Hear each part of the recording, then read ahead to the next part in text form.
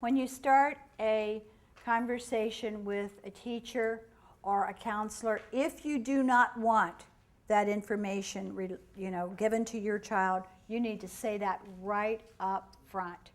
And again, you can tell us these things. We meet with the social workers, we meet with the counselors, so again, we can say it from another way, because the appropriate thing for that counselor to have done would to have been to have gotten the vice principal, who's usually in charge of discipline, and they could have monitored that bathroom, and they do have people to do that. So you see these things go wrong all the time, but when they go wrong, I know how badly you feel because your child's all upset with you, but they know. When you just keep saying, I'm sorry, but I want you to know I was doing it because I love you and it's the best thing for you. And you know what else? It was the best thing for those other kids. Because see, if we don't intervene, they keep doing it, and so they think it's okay.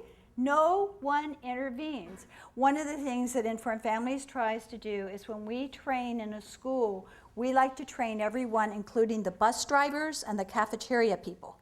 Believe me, they are seeing a lot.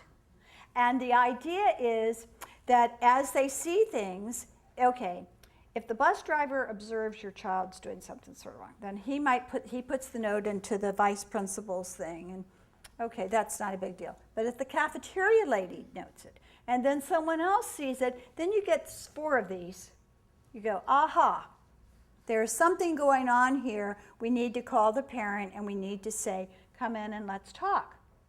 You don't really know at that point exactly everything that's going on. The other thing I would tell you is don't be real defensive, because again, wouldn't you rather know? You don't want your child to be on drugs or doing something for 2 years before you know.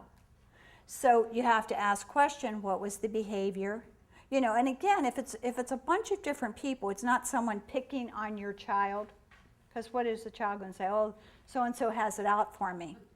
So there are systems to be able to do this, but when you get some bad news, don't always think of it as bad news. I mean, if you went and got a test and had something, you wouldn't think of it was bad news. You'd think it was something you needed to do. So don't always be real defensive, and don't be afraid to call. You did the right thing. And we can't allow ourselves, isn't that a form of bullying? We can't allow ourselves to be bullied into not doing the right thing. We have to do the right, or try to. We don't always do it, but try.